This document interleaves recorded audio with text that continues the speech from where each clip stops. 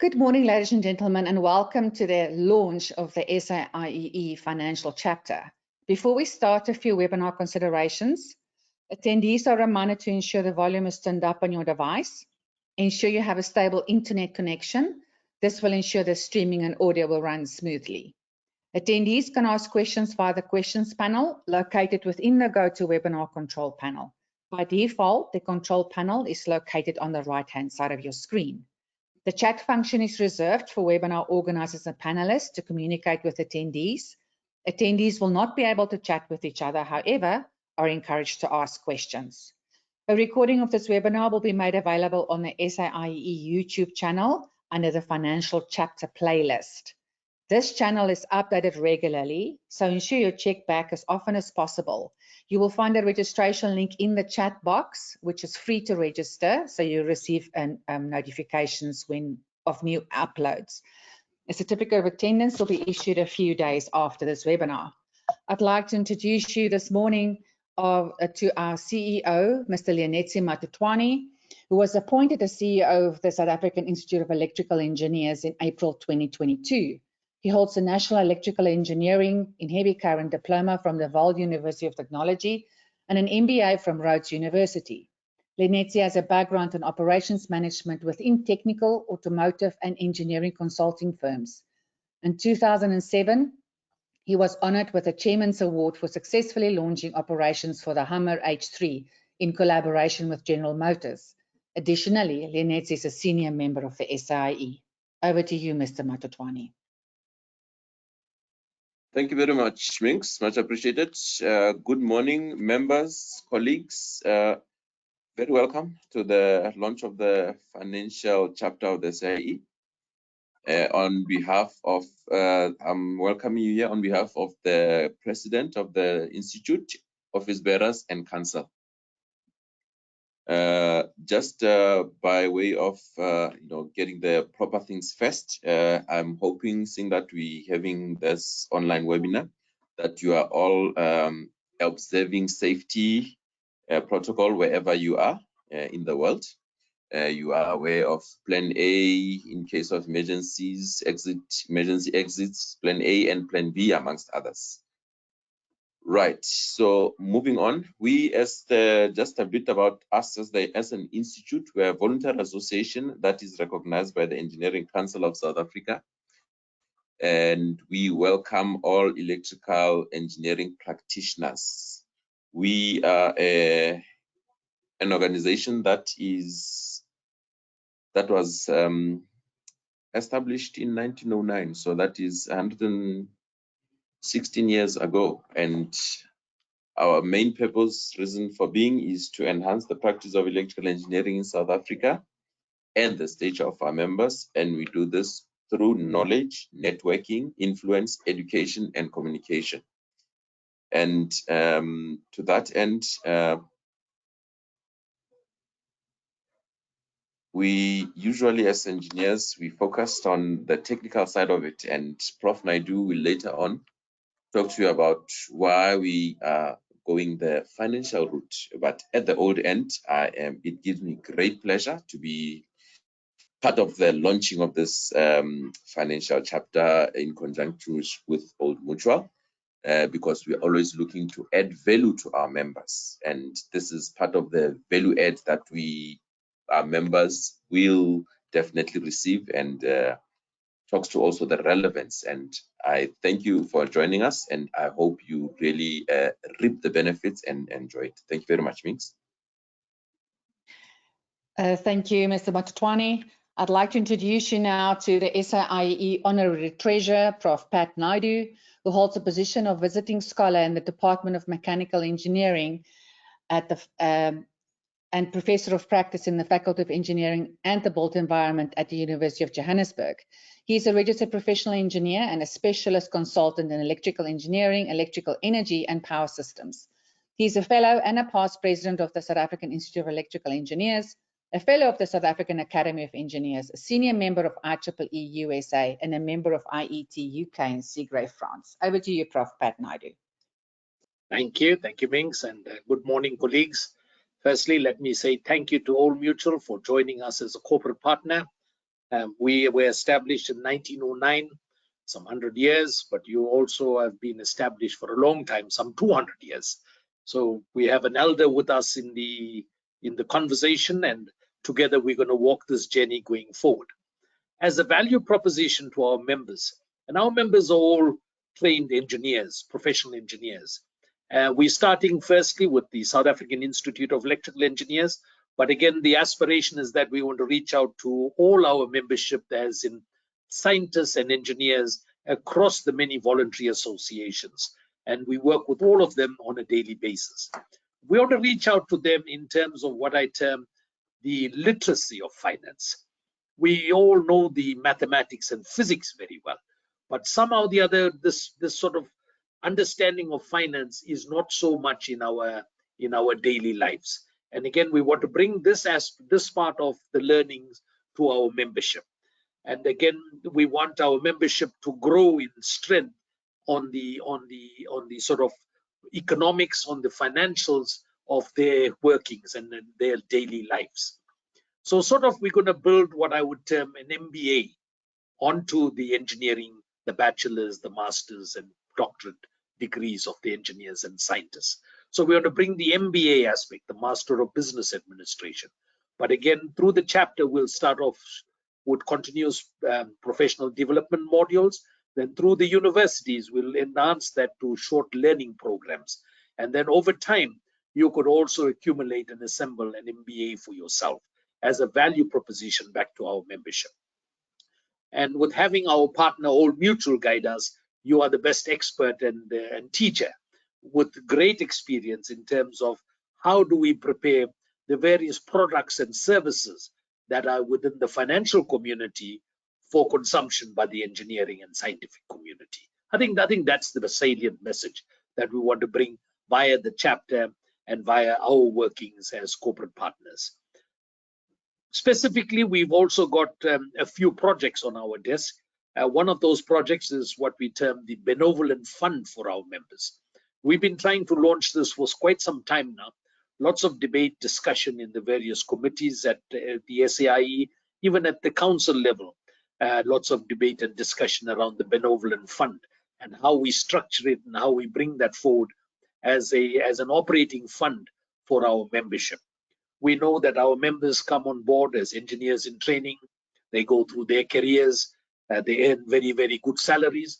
But alas, sadly, towards the end of their career, a lot of them are still struggling financially. And again, we're saying now somewhere along the line, we've missed something. Something's gone wrong. What is that something? How do we bring and build resilience and strength for our membership?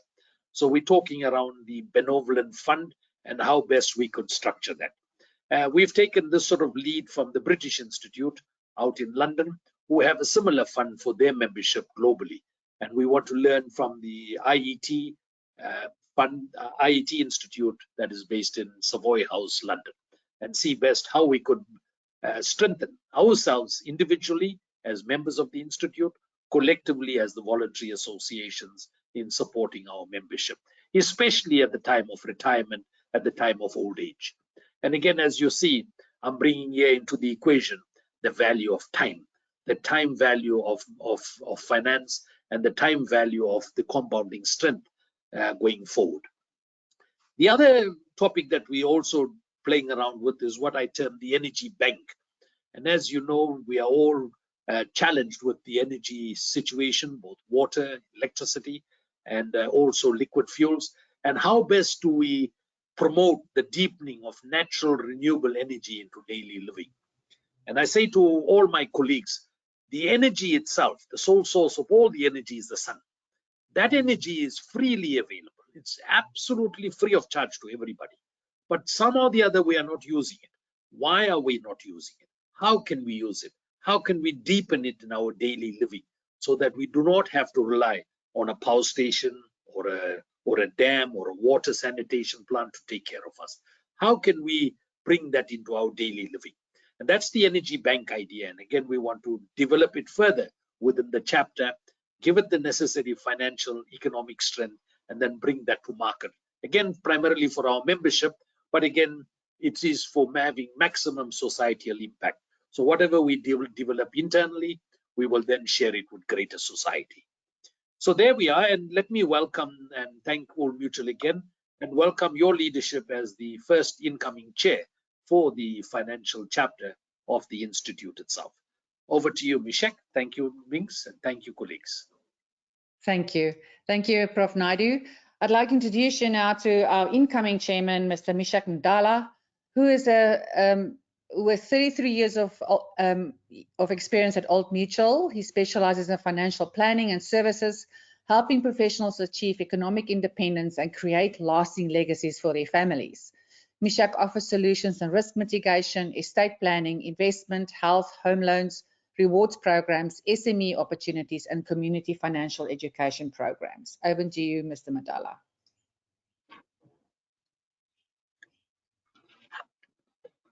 To all my colleagues who are here, to the members of SAIEE, to our guests, to the leadership of SAIEE, good morning and thank you very much. Members, this partnership has come out of a great thought. We've been speaking about it for some years now, but this year we made it a reality to start, so that in the long run we could have a memorable monument to think about. SAIEE is an important institution in our country, in South Africa, and then having been established in 1909 and Old Mutual having been established in 1845, they form a very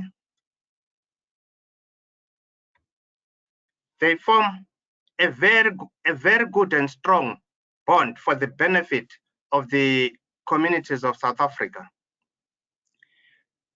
Old Mutual is going to run with the financial literacy program to the employees, the employers, the communities, the students, the professors, the lecturers, and everybody, even including the guests here. What we need from you is the keys to open your doors for us, to have people to speak to.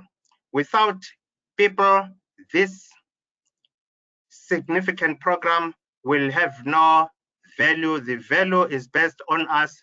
The success of this is within you. Right at the bottom left, there's a QR code. I would like everybody to download that QR code to his or her phone so that we can start giving feedback for us to move forward. Without taking a lot of time, I will introduce our chief economist, Ms. Johan Els. Johan Els, over to you, sir. Oh, no. Johan Els is a chief economist at Old Mutual. Johan was appointed as a group economist at Old Mutual in 2023. Johan is responsible for all areas of macroeconomic research. This includes an analysis of the global economy, specifically those economies that impact most of South Africa, namely the USA, Europe, and China. He is also tasked with detailed research of all South African economic variables. Specific focus areas include the rand, inflation, interest rates, and fiscal matters. As Group Chief Economist, Johan provides economic input to the broader Old Mutual Group functions and the investment processes of the various investment boutiques with Old Mutual Investment Group. Over to you, Johan. Good morning, everyone. Thanks so much for the opportunity. I'm hoping there's going to be a valuable discussion and that you will have lots of questions for me coming through from this. I'm hoping everybody can see my slides. If so, I'll continue. Yeah, there's some key developments that's happening in the global economy at the moment that impacts on South Africa. And of course, then in South Africa specifically, we've got lots of news with potentially a better outlook for our economy. If we look at the global economy firstly, it seems like there's a trend towards a weaker growth in the USA, but perhaps somewhat stronger growth in the euro area. That combination will likely mean a softer, I don't want to use the word weaker, but softer US dollar, instead of the strengthening trend we've seen recently. That softer US dollar, combined with an improving environment in South Africa, should give us a more stable and perhaps even a stronger rand exchange rate. And that is valuable in terms of the outlook for the SA economy, in terms of ratings, what ratings agencies think of us, the recent budget that was relatively good. So growth also picking up. So there's some supportive measures there in terms of the overall economy also coming from the US. So if we look at the US economy specifically, to start off with, this graph shows the leading indicators index in the US, a combination of a whole bunch of different economic indicators compiled into one index. And you can see when that line heads down, it usually ends in a recession. Those vertical gray bars indicating recessions in the USA. Now, this leading indicator index has been declining since January 2022, and it suggests much weaker economic growth. Now, economics is not an exact science, so I cannot say to you for sure a recession is coming because of this, what this graph looks like, and compared to previous cycles. What I can say, it probably means weaker economic growth in the US. And that is crucial at a time when there's lots more uncertainty around policy in the US. So the new president's policies, very volatile, very uncertain. Nobody can say for a fact what exactly is happening in terms of what tariffs have been implemented already.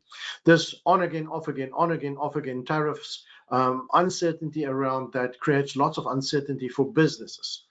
So this is the manufacturing PMI, Purchasing Managers Index in the USA.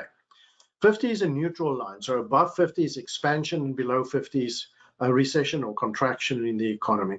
We've seen recently that on the manufacturing side, businesses have been saying conditions are improving, orders are improving, production has been improving, etc.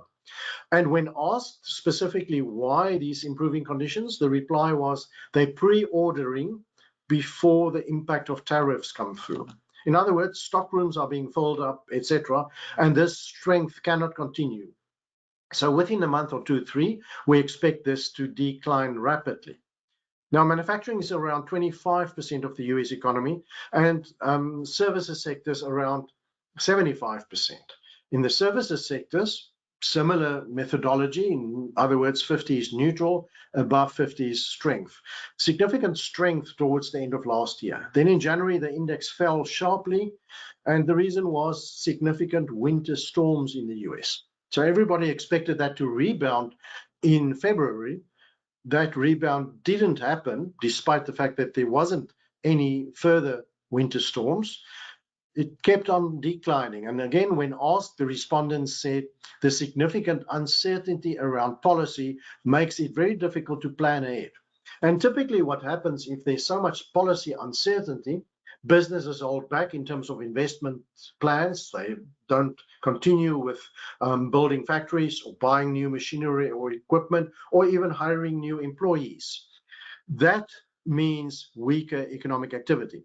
On top of the federal government, of course, cutting back significantly in terms of employment, that might come through in terms of the private sector as well.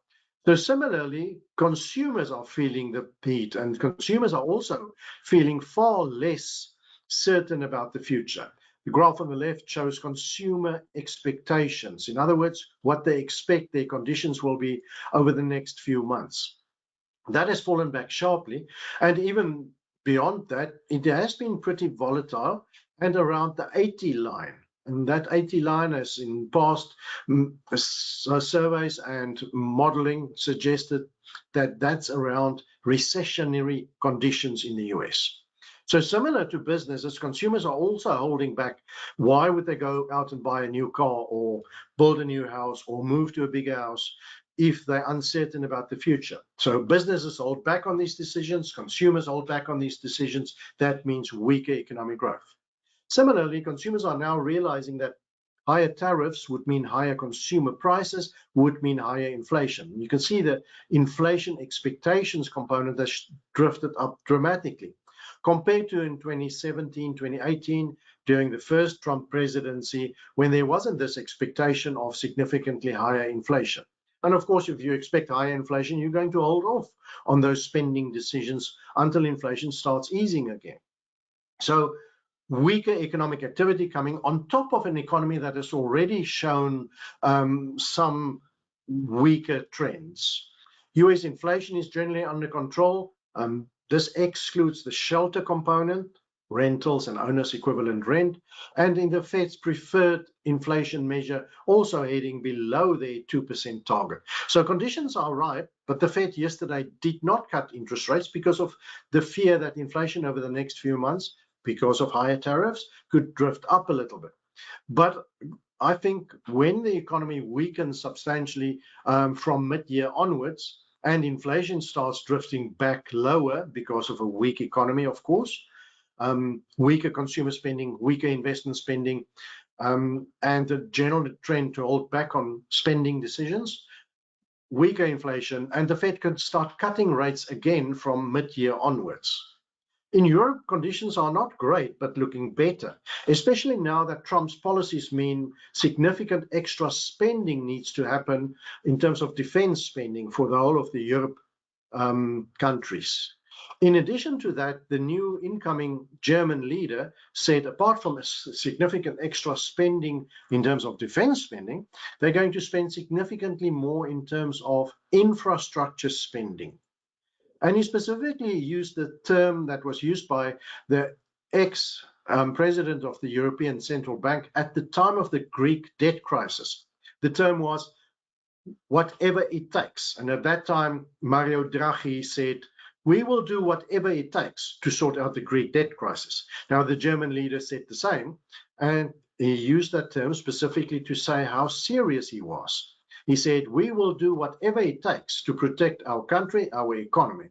So more spending from the government side in the euro areas would mean significantly better economic growth in Europe. So better growth in Europe, weaker growth in the USA. In addition to that, Chinese economic growth seems pretty okay. 5% growth last year, roughly 5% growth again this year is expected. First quarter growth is around 5.5%.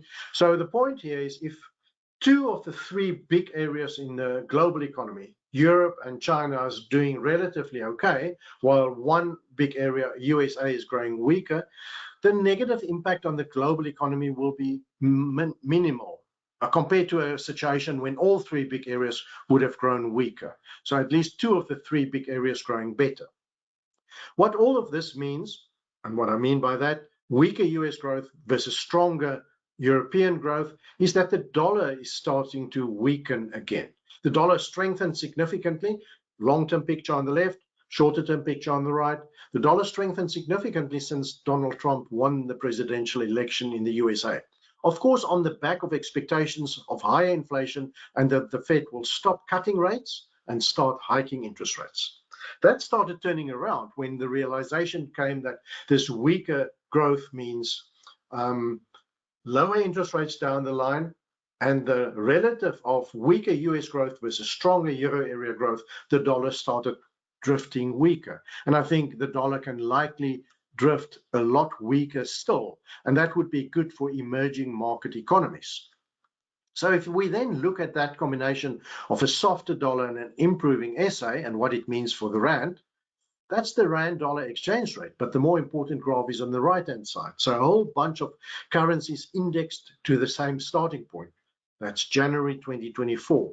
The solid light green line is the rand. And the point here is that the rand has performed far better than most other currencies. The Aussie dollar, the New Zealand dollar, Indian rupee, Mexican peso, etc., are all weaker versus the rand. So the rand has outperformed. So the rand is probably reflecting some better conditions going forward in South Africa. So that's great news already.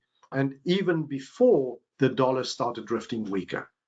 If we look at the SA economy, we all can think of a whole bunch of negatives, and especially over the last decade. I'm not going to read through all of that, but if you cast your eye down that list, there's been significant negatives in the SA economy that has severely impacted on growth. Lots of these headwinds are starting to die down, and some of them are turning into tailwinds. In other words, some of the negatives are turning into positives, where, and I hesitate to say this, but no load shedding, despite the 3 bouts we've had thus far this year, short-term in nature, not the severity we had in 2023 and in the first quarter of 2024. Better election outcome, lower inflation, lower interest rates, better confidence. So improving conditions for the SA economy. Confidence is key for growth. If you look at this graph here, the red line is a measure of confidence. So in that green shaded period when we had strong economic growth, that orange line lifted above 5% per year. The red line, which is a survey done by the Bureau of Economic Research at Stellenbosch University, asking businesses, are you concerned about politicians and their ability to make the right policies? That line was low in that green shaded period.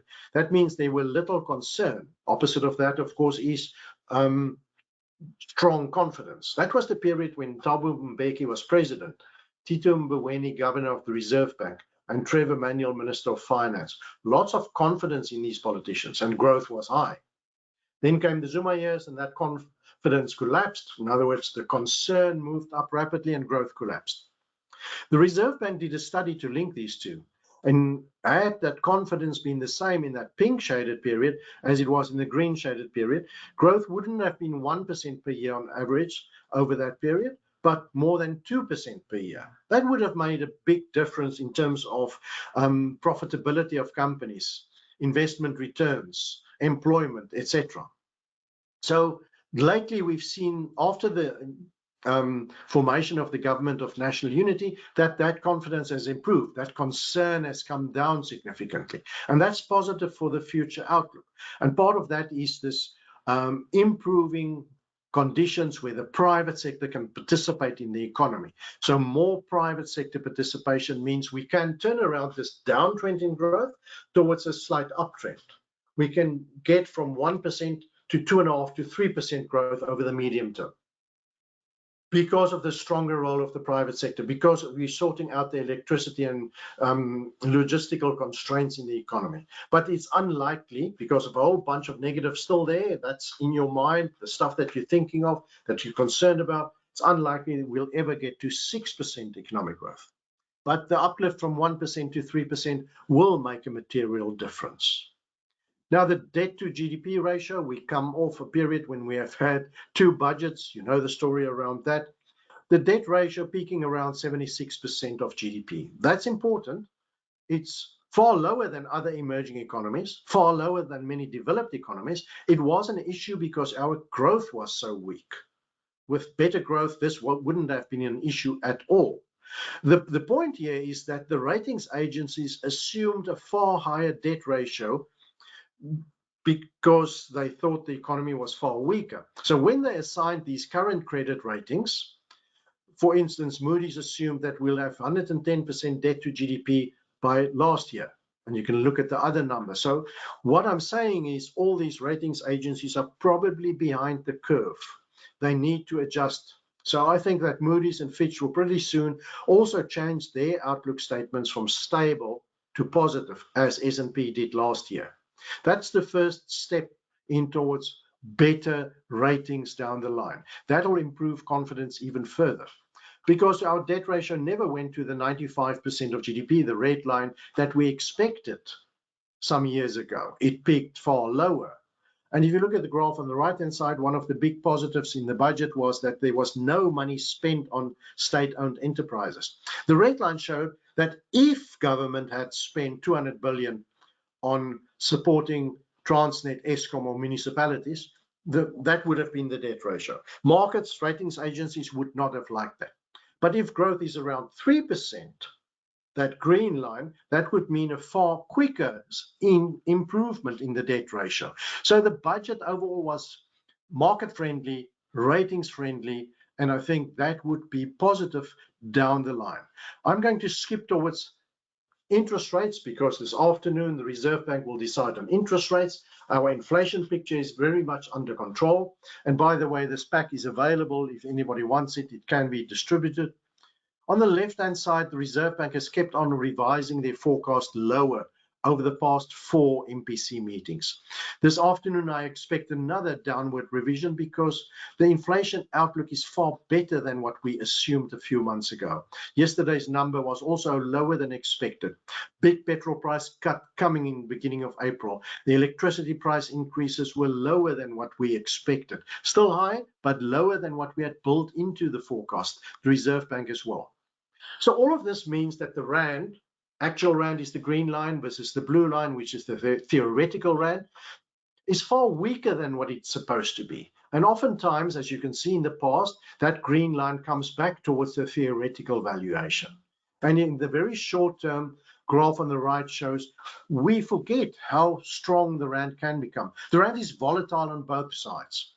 Back during the lockdown in COVID, April 2020, the Rand was 19.90 to the dollar. It came back to 13.50.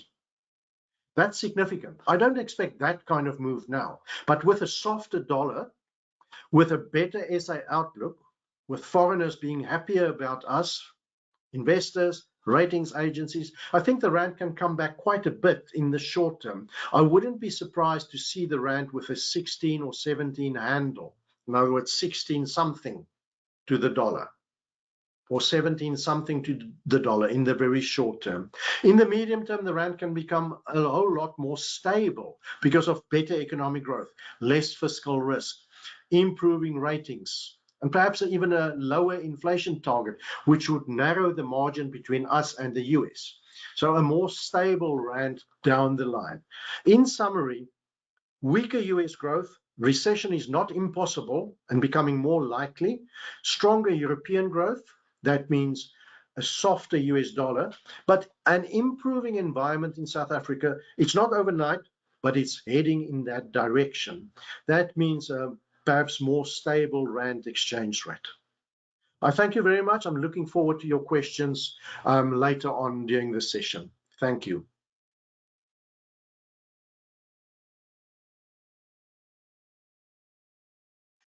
Thank you, Mr. Els. I'm now going to introduce our head of financial wellness or financial well-being program, Selina Govindasamy. Selina has more than 17 years of something went wrong here. Selina has more than 17 years of experience in the retirement fund industry and holds a Bachelor of Science of Business Science degree with honors in finance.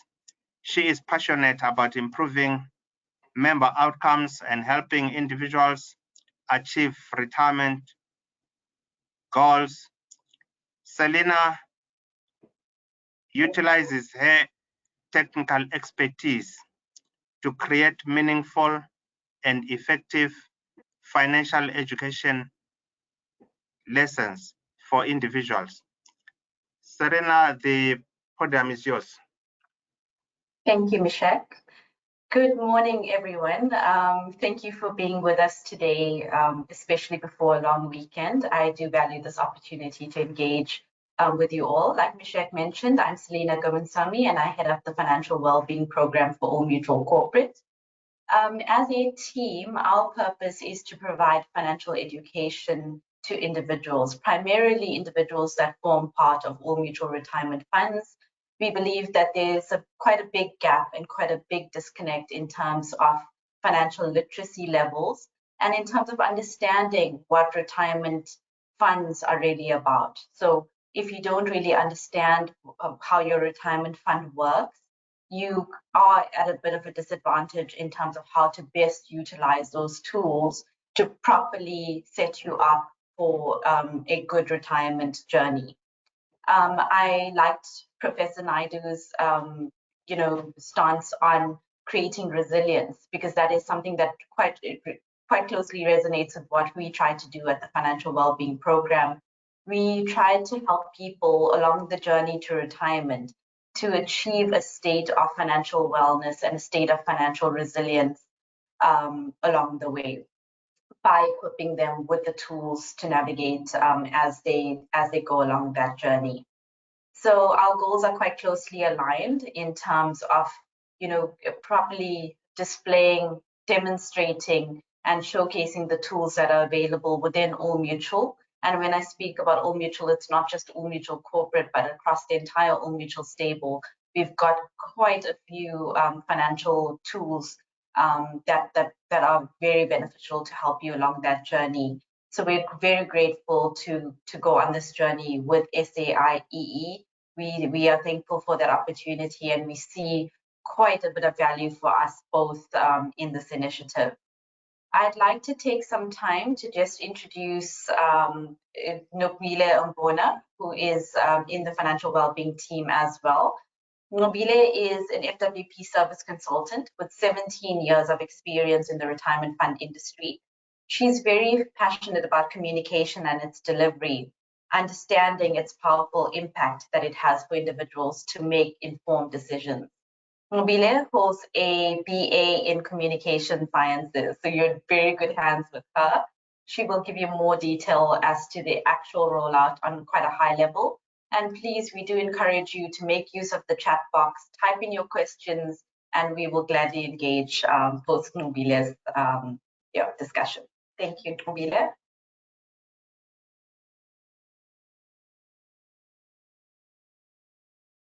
Nobile, you're muted.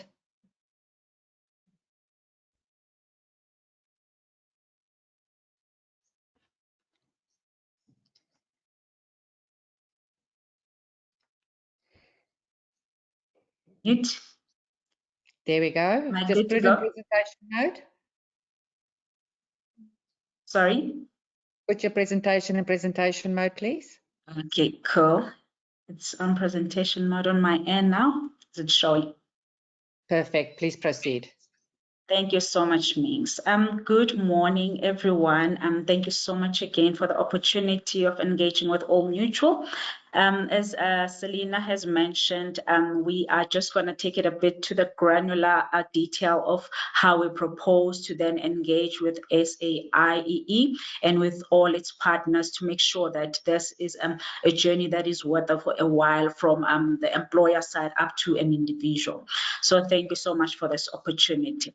So in terms of the building blocks that we're coming in with from the Old Mutual stable, we're coming with a mainly financial literacy, and this does not only go just educating people, because eventually whatever that we are imparting to the members that we're going to end up meeting, they need to put into action to sort of see whether they are really making sure that the financial shock absorbers that they need as life throw things at them, they are able to really absorb them thoroughly by the actions that are going to be taken.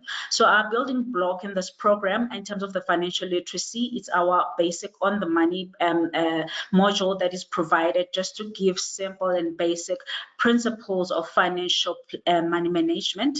And then we move on to another pillar, we call it FIN 360 modules, which has different modules, your retirement planning, your investment planning, your wills and estate.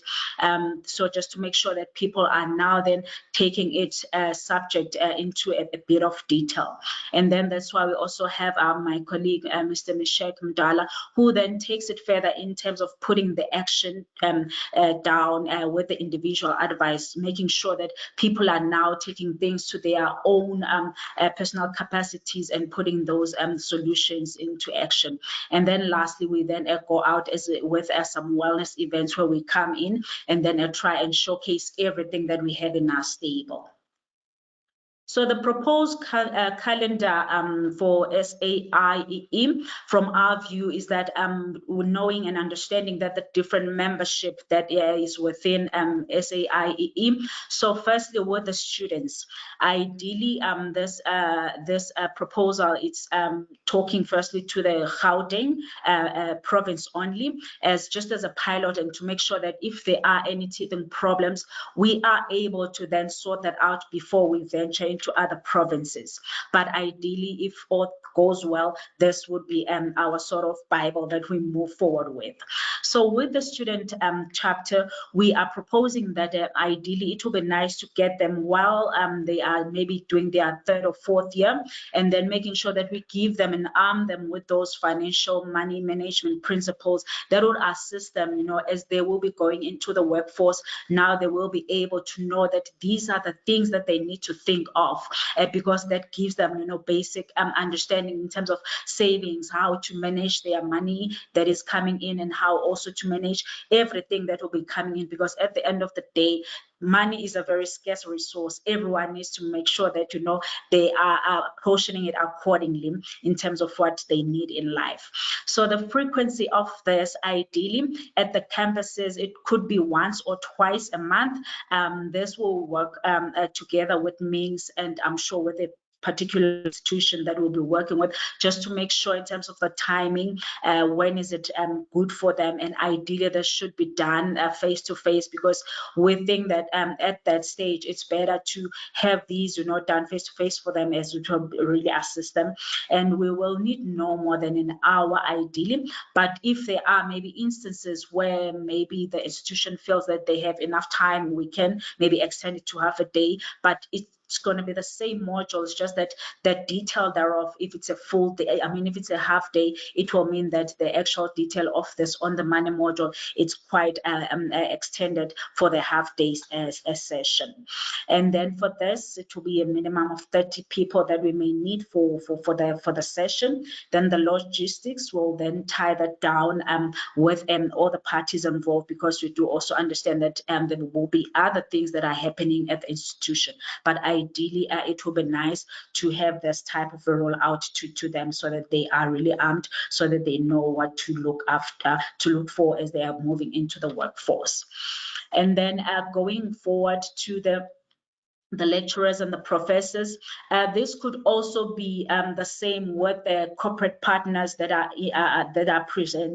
represented also in this group, because we also believe that time is money, and also there are a lot of other things that are happening that I mean, to the individual member, they need to really be looking out for. So with this one, we ideally believe that, you know, a frequency would be ideal if it's quarterly, and then also ideally virtually would be the best way to deliver these sessions to them, just to give them that information. And then at the max, because I think our content could be squeezed into 45 minutes, but also taking on the questions and all that. So at the max, 1 hour, 30 minutes at the most, if really the session is that interesting to the members, we can push it to 1 hour, 30 minutes, but ideally an hour should be enough, just to run down the content and cater for the questions at the end, with the minimum of 20 people per session. And also again, logistics, because we also understand that there is a lot that you are dealing with, and there will be other seminars or webinars that you need to attend to. So it's not going to be ideal to have this as frequent as possible. So a quarterly frequency should be ideal. And for this group, the lecturers, professors, even with the corporate members, with their employees, ideally it's where we think that it's best to move to the next pillar, which is our Fin 360 module, where we can tackle the different modules that we have: your perspectives of financial planning, your investment planning, your retirement planning, because now we believe that also at the end of these sessions, we are able to give out the feedback forms where people tell us what is it that they are actually interested in. So we may be proposing, for example, example, that, okay, let's start with the perspectives of financial planning, then move on to the investment planning. But based on the feedback that we may be getting, you may find that people maybe are really interested in retirement planning first, or wills and estate first, then we can tweak it accordingly. But ideally, this is how we see it fit. And then also with the corporate members, we really urge them to then understand that there may be corporate members who have maybe some other partners that are already partnering with. This does not mean that we need to maybe disrespect those partnerships that are already formed. Where you see fit that we know maybe we can call in Old Mutual to also assist, by all means, but all those protocols will be observed duly if there are any. But if there aren't any, then we can start this relationship and see how it moves and benefit the members down there. Because I mean, from maybe HR perspective, they would know ideally what are the actual, pains of the members down there who are really feeling the pain, and then we can try and address those from this from these modules that we can be providing.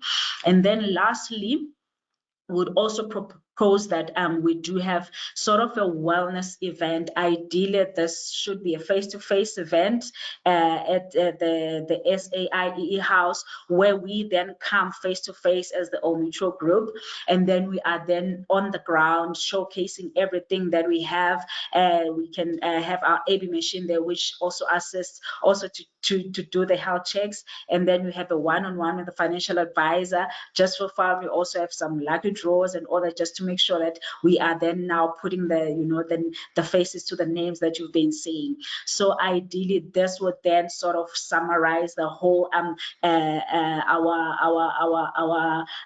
our way of showing that we are with you, and we also have the financial advisor who is there. Because another thing that we need to disclose, ladies and gentlemen, is that the facilitators who will be conducting these sessions, they are not financial advisors. Therefore, the sessions that we will be conducting as we launch this and continue, the facilitators will just be sharing information, and then having Mr. Mdala to then take this further in terms of the one-on-ones with the members, making sure that they now taking advice from an accredited financial advisor, who then put the plan into action, do the reviews, do everything that is needed to make sure that the sound advice has been achieved. So we'd like to just also hone on that to remember that the facilitators are not accredited financial advisors. They need to know that as they are there, it's just to give out the information and then hand over to the financial advisor, who will then put the plan into action.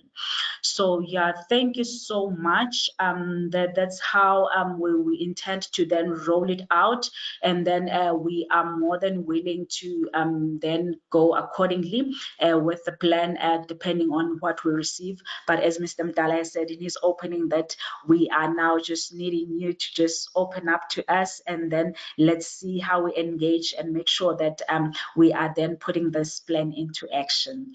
Thank you so much. Over to you, Mings.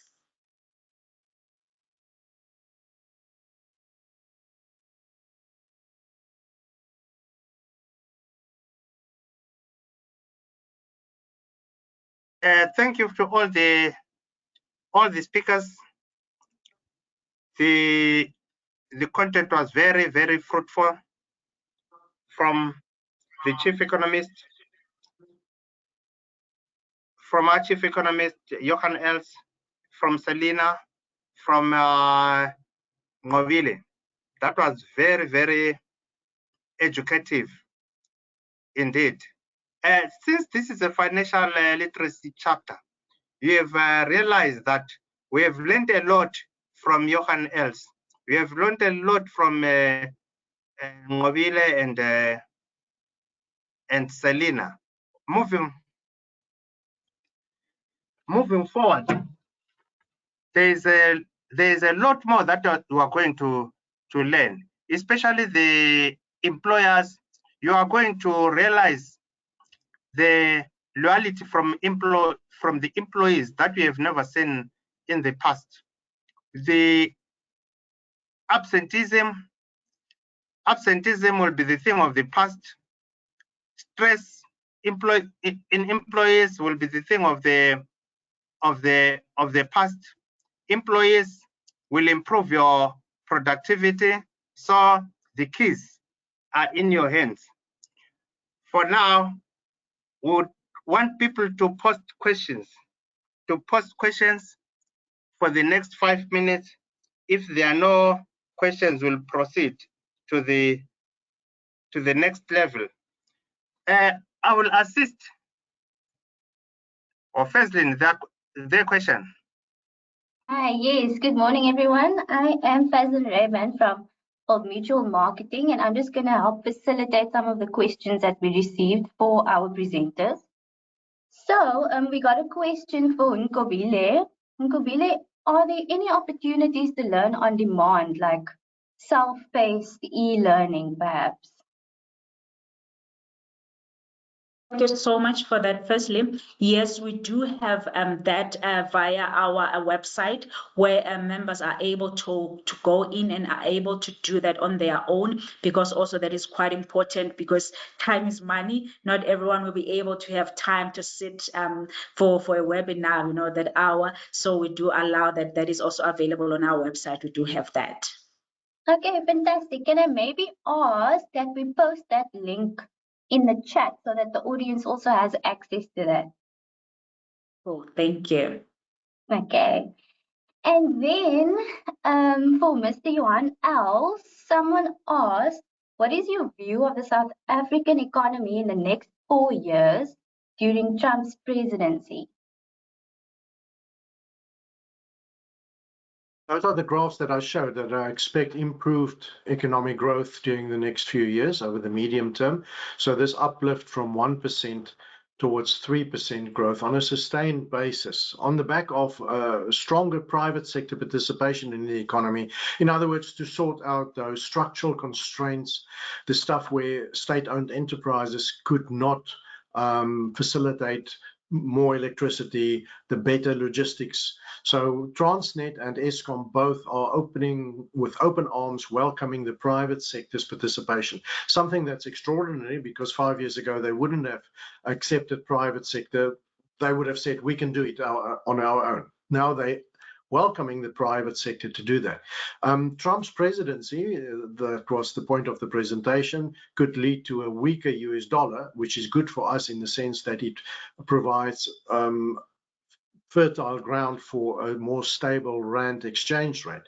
I think the fact that we might be kicked out of AGOA and that there might be trade issues are not as big as people fear. It's got more of a sentimental impact in terms of confidence, etc. But only 2% of our exports to the US is subject to AGOA in any case. Very sector specific, like citrus farmers and vehicle manufacturing industry. So those two sectors might be hurt by us being pushed out of AGOA, but I think it's a broader issue. It's not only against South Africa. AGOA itself might be scrapped. In other words, other African participants in that Growth and African Opportunity Act might be pushed out as well. So it's not really South Africa specific. So the impact is rather more from an indirect sentimental impact than a direct trade impact. Of course, there are risks. For instance, it's a very low probability, with the emphasis on very low. But if the US should sanction us or institute, let's say, a 50% tariff against all our exports, something of the order of stuff that he's been threatening Mexico and Canada with. I think that's low probability scenarios. But under Trump presidency, because the Euro area will be growing better and China's also doing okay, weaker US growth on its own will not be as negative. The additional point there is that, of course, South Africa is at least a little bit more immune to these global impacts because we are growing better ourselves, thanks to far better confidence and less structural constraints than in any time during the previous 5 to 7 years. Fantastic. Thanks so much, Johan. We have another question to Mishek. If you could please come back on. The question is, when will the financial chapter have its next webinar and what will the topic be? Thank you very much, Fazlin. Thank you for the person who asked that question. we are looking at setting a date around May for the next webinar, and we will be discussing the aspects of retirement financial planning strategies and estate planning. You know, in life there is a beginning and ending. When we grow up, parents saved money for us, and as we started to understand money, we started to create our own wealth, and that wealth needed to be protected. And at the end, when we're out of the picture, the estate planning strategy that one will have set while he's alive will leave an unforgettable legacy to the children or the loved ones. I can give an example similar to this.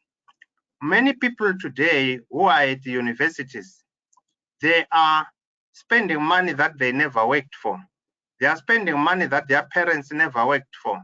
If you check, you'll find that it's a humanitarian who passed 500 or 400 years ago who left a trust for a bursary for that for education of that type of a fraternity, whether it's engineering or science or whatever. So the estate planning strategies are very important that we will have to address them now, and not later. I'll remind people again, check on your, at the bottom of the left-hand side of your screen, there's an QR code for you to download and answer the questions for feedback for us to give you specific and divided attention. Thank you, Fezlin. Thanks, Mishek. Okay, we've got 2 more questions for, there's more coming in. Okay, for Professor Naidu. So the question is, how can SAIEE corporate partners, sorry, I almost said sponsors, how can SAIEE corporate partners benefit from this financial chapter?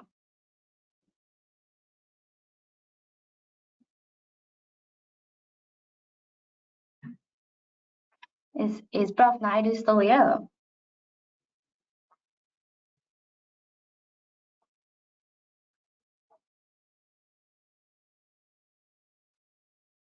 Prof. Okay. Naidu, are you still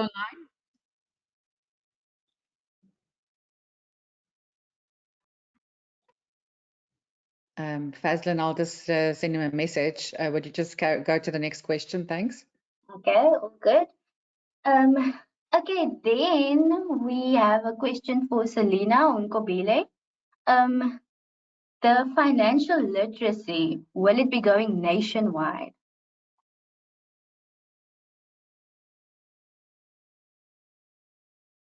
Hi, Fatlin, I'll take that. So Mobile did mention that we are starting off with Gauteng as the pilot, just to make sure that we, iron out any teething issues. But the full intention is that it will be expanded nationwide, and we will work quite closely with SAIEE across their 9 service centers across the country to just coordinate the process as we expand. Okay, fantastic. Thanks so much, Selina.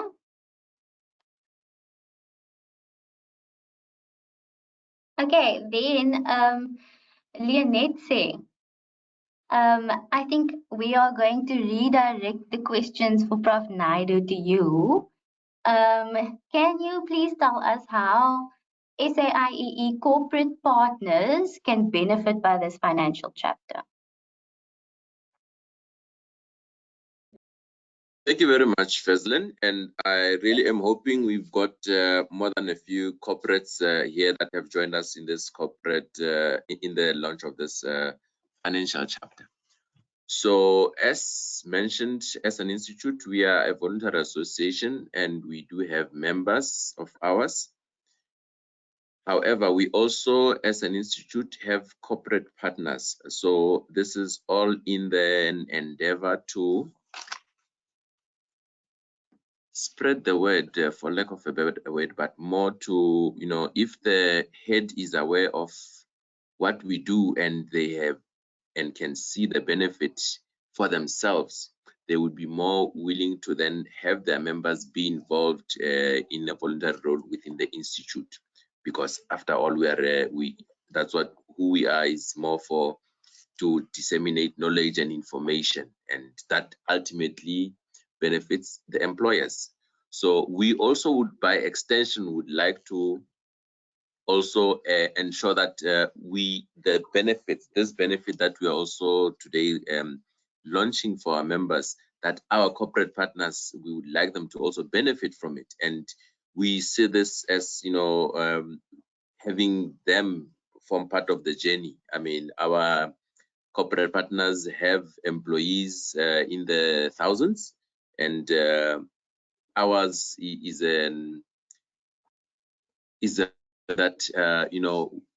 altruistic calling. So if we could then have this endeavor extended to the corporates, that we can by extension also have it extended to the employees, we ultimately will actually have a bit of a dent, a good dent for that matter, in the economy, as mentioned earlier on, from that presentation by Johan Els there. We ultimately, it will stir up the economy. We need to have people financially literate so that they make proper decisions, which will ultimately also impact our economy. Thank you. I hope that puts it in perspective. Thanks so much, Lenetse. I hear that Prof. Naidu is back because we have another question. The proposed benevolent fund from SAIEE, what is the plan for that? I can tackle that one, but you did mention that Prof is back. If he's here, he's more than welcome. Let me just give him first the opportunity. Prof, are you here?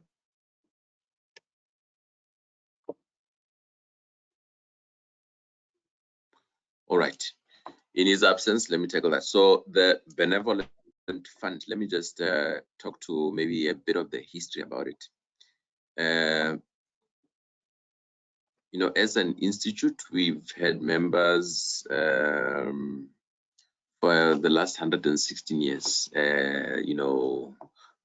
go, and they went through the life cycle, from starting up in the professions right through to retiring. And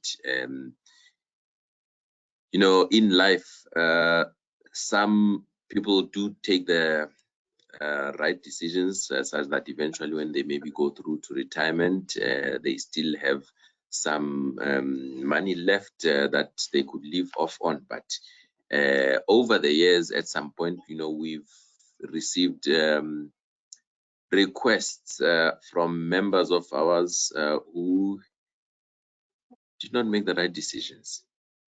And it is very sad that then, somebody who's highly regarded in the profession at some point now, has to then face the harsh realities of not having made the correct financial decisions. And this is where the benevolent fund comes in. The benevolent fund is meant to at least be a fund that would help out those individuals. It's a benevolent fund. It's all about benevolence, that as and when bad luck, if I can call it that, does hit to the few of the members, then we can then help out from that fund. But that fund also then is meant to then grow from the benevolence of the members themselves. At the old end, it's about one hand or one donation can only do so much, but as a collective, we can do a lot. Thanks, President. Thank you. Thanks so much, Lenetse. I'm actually seeing one more question. Let me just see. Jamil's. I'm only seeing an email address. Are saying, sorry, I'm not seeing that post. Can you please email that? Okay, that seems to be a technical question. Sorry, Fazlin. I can just come in here. We've got a question from our Western Cape Centre chairman, Mr. Heinrich Rootman. He's asking, and I think this is maybe directed at Mr. Els, pension fund versus tax-free investments. How does these two vehicles relate to investment towards retirement? Unfortunately, I cannot answer that. I'm an economist, not a financial advisor. Sorry. Oh, sorry. Okay, maybe Mishak? Mishak. Repeat that question, please, next. Pension fund versus tax-free investments. How does these two vehicles relate to investment towards retirement? Okay, thank you very much. Tax and pension funds indirectly are also tax-free investments. The contributions towards the tax pension funds up to a limit of 27 and 27.5% of the someone's gross income is tax-free, limited to over 350,000 per annum. And then tax-free investment savings. The tax-free investment savings, the contributions are taxed, but the growth is not taxed.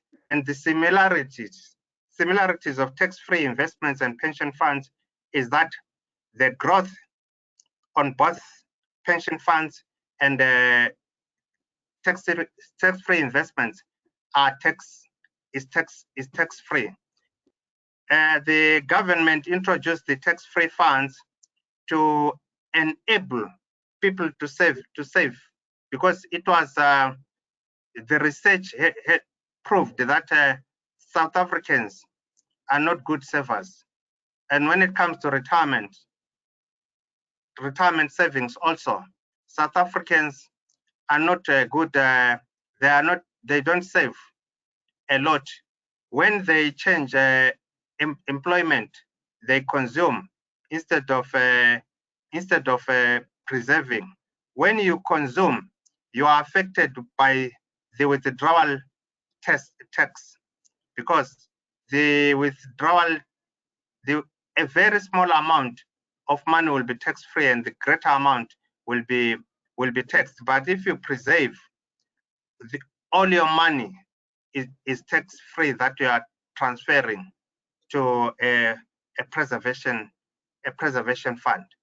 So the main difference, and again, 36,000 per annum is allowed for someone who is investing for tax-free. So the difference is on contribution. Tax-free contribution, no, tax-free investment is post-tax contribution, and yes, it's post-tax contribution, and the pension, retirement annuity, provident fund, the contributions are not taxed. The main difference is at entry and at departure from the fund. During the investment time, the rules are the same. The tax rules are the same. Thank you very much, President. Thank you, Minx. Thank you. Minx, can I maybe ask you to help with the rest of the questions, please?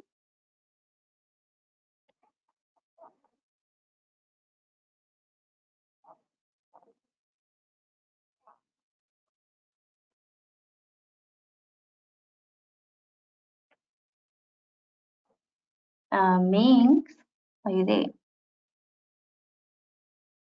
To help if I unmute myself, my apologies. I think this question, the next one from Heinrich again, is aimed at Selina. In investments, we hear high risk results in high reward. How do we as investors find the balance and more so choose between where to hitch our savings?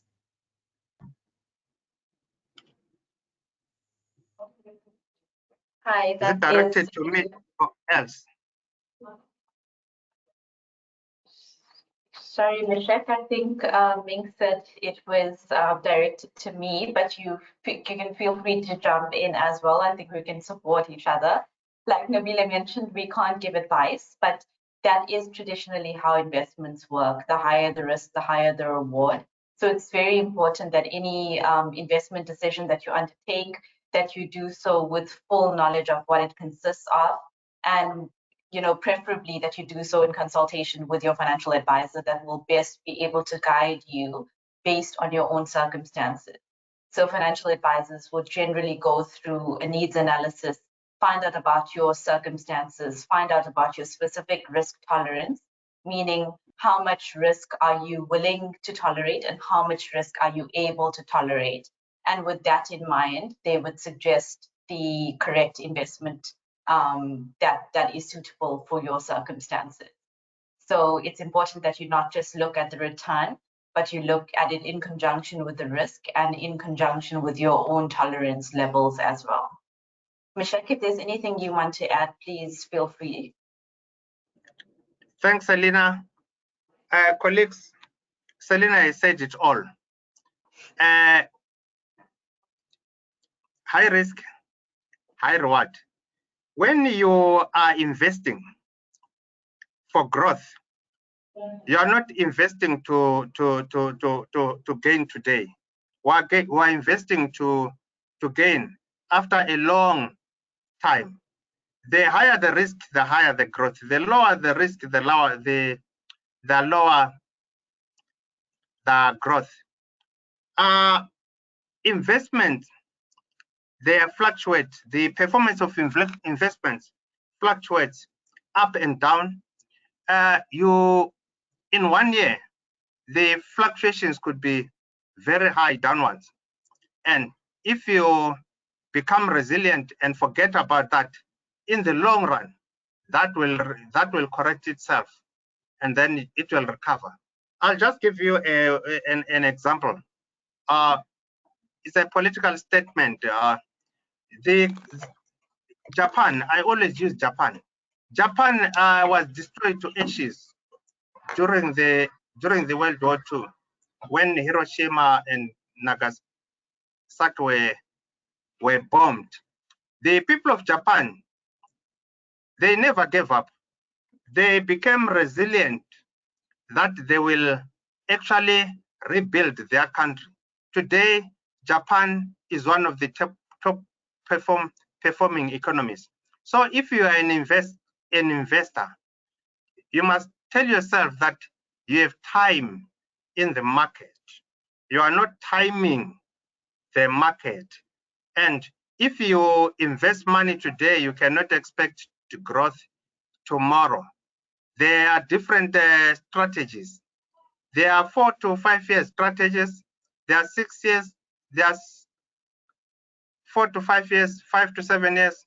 And these strategies, you can invest. You can invest for that specific period, and then the financial advisor will do a financial needs analysis to determine your appetite for such an investment that is attracting you. And I always give again an example that children take up to 18 years to become adults. No matter how much you love your child, you can't give birth today and expect your child to be an adult in 2 years. Investment is about time in the market. It's not about timing the market. And for the benefit of the client or an investor, you must deal with an accredited financial advisor who is going to process the applications or your strategies legally. And if he is accredited, really you won't go wrong. And again, you must be careful of using the fly-by-nights who will tell you that give me 1 million, tomorrow it will be 2 million. Be careful of those are scams. Thank you very much. I think Johan else has something to add as well. Oh, I wanted to add, but you've really said it all. It's all about long-term investing. You have to be invested for the long term. Each of us will have a different risk profile. We have to be diversified, but it is investing for the long term. And why I wanted to come in economics, in the markets around us, in politics, in policy, there is so much noise out there. You need to speak to your financial advisor, and once you've made a good plan and taking into account your own risk profile, you need to stick with that investment plan.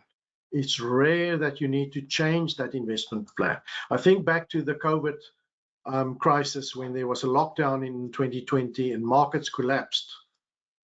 Many people disinvested. They shouldn't have. Markets are far beyond what it was back then. So markets recover, markets are volatile, there's lots of noise. Try and ignore the noise, the daily noise around you, and stick to your investment plan. That is hugely important.